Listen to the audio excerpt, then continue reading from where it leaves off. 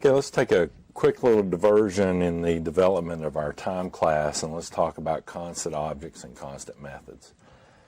So remember that we can declare a constant object by using the constant keyword. So I could declare something like the following, where pi is a double with the value 3.14 rather, and it's constant. So I would never be able to change this value. Well, we might want to do the same thing with objects of the classes that we write. So for example, if I have my time class and I want to declare that noon is at 12 p.m., then I could write something like that. And there are some methods that we want to be able to use. So for example, if I write noon.print, this should be okay.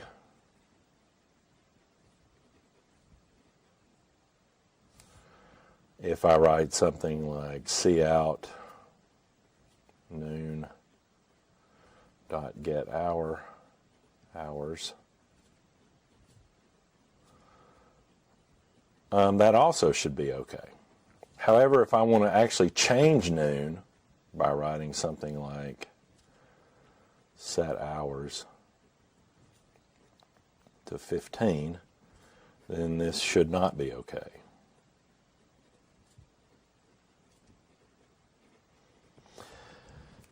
So it turns out that it's the programmer's responsibility to declare what methods someone can call on a constant object and which methods they can't. And we do that by declaring constant methods. So in this case, these should be constant methods. And of course, set hours should not be. And in general, and here's kind of the rule, any method that changes the state of the object, meaning changes any of its private data members' value, can't be constant, because if you call it, it's going to change it, and so therefore it can't be constant. Any method that does not change the object state, any of the object's private data members, those should be declared constant, because you should be able to use those with a constant object. And so here's how we do it. We simply just use the keyword const when we declare the method. So let's go back to our definition of our time class. And I know that we've changed this quite a bit. But let's just go through here and take a look at the methods that do and do not change hours or minutes. So clearly getHours does not, because all we're doing is returning hours. So to declare getHours as a constant object, I'm going to kind of erase my semicolon here. I write the const keyword, and then I use the semicolon at the end. Same thing for getMinutes. I add the constant keyword. Set hours obviously changes hours. It can't be constant, shouldn't be constant.